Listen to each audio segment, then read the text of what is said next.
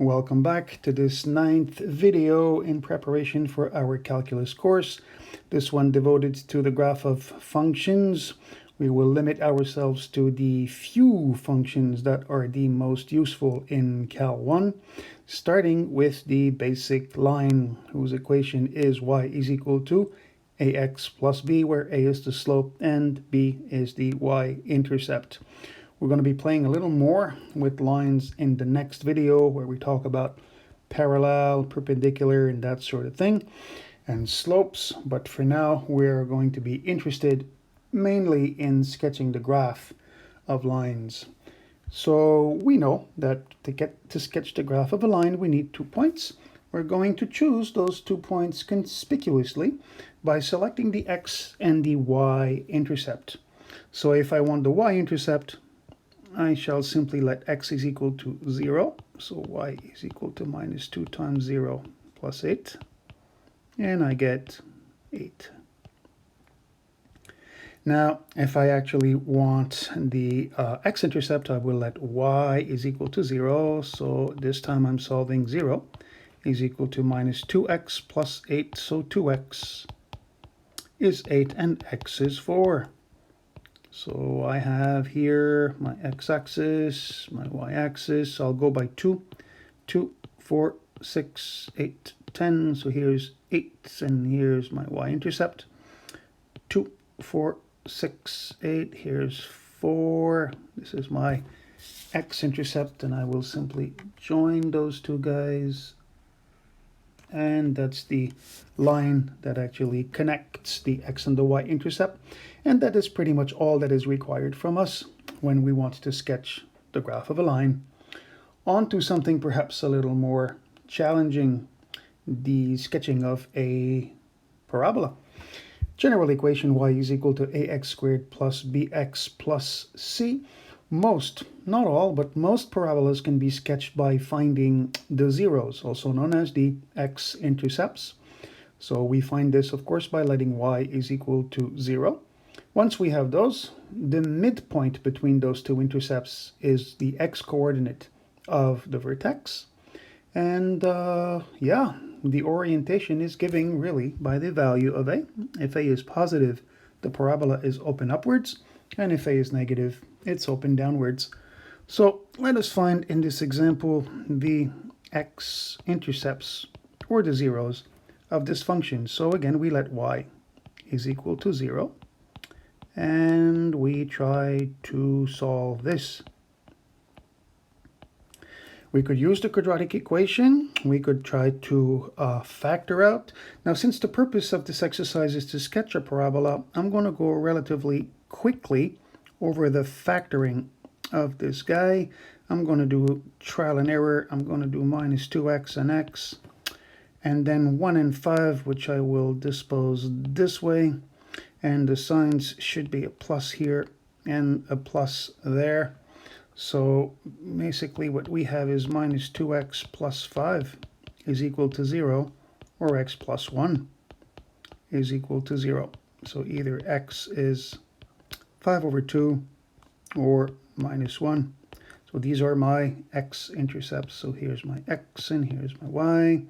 So 1, 2, 3. So 5 over 2 is 2.5. So 5 over 2 is here.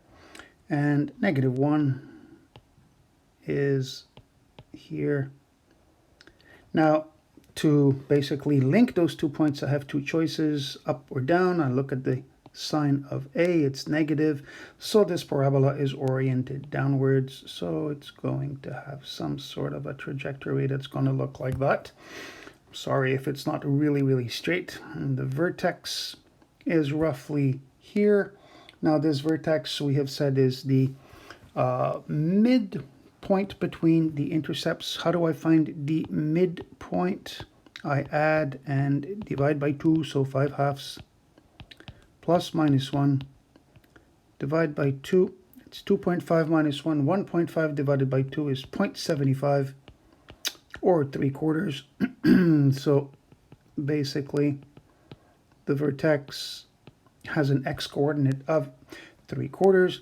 I don't really know what the y value of this, but if I wanted to know, all I would have to do is basically find f of 3/4, that is, put 3/4 back into the equation of the parabola, and I would find the y value. It is not super necessary. Since I'm happy with a sketch, I don't need such a precise graph. Good. So the next one in the list, the rational function, which will come to you in the form of y is equal to a over bx minus c plus d. This denominator bx minus c holds the secret to the vertical asymptote. When you put that equal to 0, bx minus c is equal to 0, you're going to get that x is equal to c over b, and that's where the vertical asymptote lies. As for the horizontal, it is the follow-up number after the fraction. Another pointer that is useful: if the value of a happens to be positive, then the branches of the rational function are first and third quadrant, if not second and fourth. So our job is actually here to find basically the vertical and the horizontal asymptote.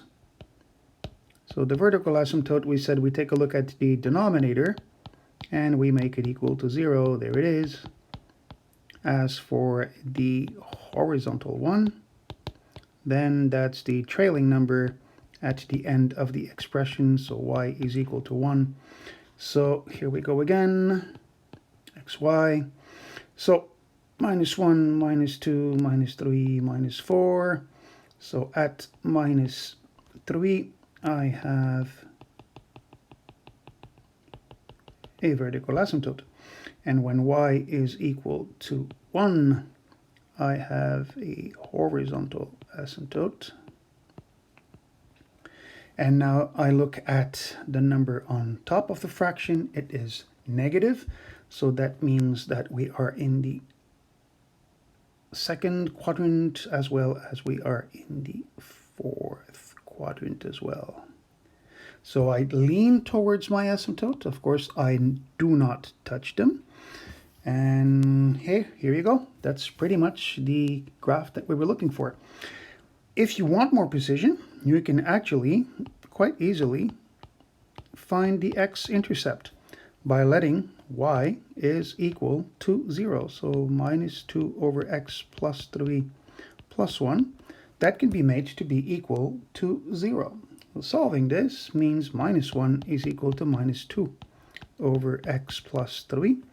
I can multiply both sides by negative 1, and then I can cross the x plus 3 to the other side, and I will find that x is 2 minus 3, or minus 1. This would be my x-intercept. You want to find a y-intercept, it's even easier.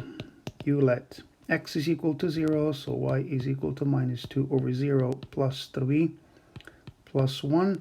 That's minus 2/3 plus 1. That is 1/3, so roughly here that would be a y value of 1/3. And that's all the precision that is required for us in sketching the graph of rational functions. The little cousin of the rational functions is the radical function. So radical means there is a root. So if you are given y is equal to a times the root of bx minus c plus a d outside, the inside of this root here, when you make it equal to 0, that's going to give you the x-coordinate of the so-called vertex. As for the y-coordinate, it is actually the trailing d after the root. Not a bad idea to carry a few extra points when you do the graph of radical equations to see what kind of orientation it has. So first things first, we're going to figure out the vertex. So the vertex, the inside of the root is x minus 3. We make that equal to 0, and we get that x is equal to 3. So that is the x-coordinate. As for the y-coordinate, it is the value of d right here. So that gives me the vertex at 3, 1. I can put it here in my table. 3, 1 is the vertex. And then to figure out the rest of the root, I can plug in a few points. Say, for example, 0. What do I get as a y value if I replace x with 0? Well, 0 minus 3 is minus 3, and the root of minus 3 does not exist. Aha. What about values larger than 3? For sure, then we are now in the domain of the function. So if x is 4, 4 minus 3 is 1, the root of 1 is 1, times 2 is 2, plus 1 is 3. And so to have perhaps a more complete picture, let's pick another x value. Let's be clever. Let's avoid decimals by choosing x is equal to 7. I have 7 minus 3, which is 4. The root of 4 is a nice number. It's 2, so 2 times 2 is 4, plus 1 is 5. So 1, 2, 3, 4, 5, 6, 7. This is my x-axis. This is my y-axis. So 3, 1 is where this graph begins. It's the vertex of the root. 4, 3 is another point on the graph, and 7, 5 is yet again another point on the graph. You recognize the shape that you have seen often. This is the graph of the root opening to the right side with the vertex at 3, 1. I can put it in just for the sake of completeness. And this is how you handle radical equations. All right, one last type of equation for us to consider: the absolute value functions, which will be delivered to you in the form of y is equal to a times the absolute value of x minus h plus a k outside. This graph will always have a V shape, and its vertex will be at hk. Just like the parabola, the a value is positive means the v is upward, and if the a value is negative, it means the v is downward. So just as a piece of information, supplementary information, this is the definition of the absolute value of x. It is simply itself if x is positive, but it is minus x if x is negative, because the absolute value of minus 3 is minus 3. So now if I want the vertex of this absolute value y is equal to minus absolute value of x plus 2 minus 3, I will compare x plus 2 to x minus h, and I will get that 2 is equal to minus h, so h is minus 2. As for the k, it's just negative 3. So basically we have a vertex at minus 2 minus 3.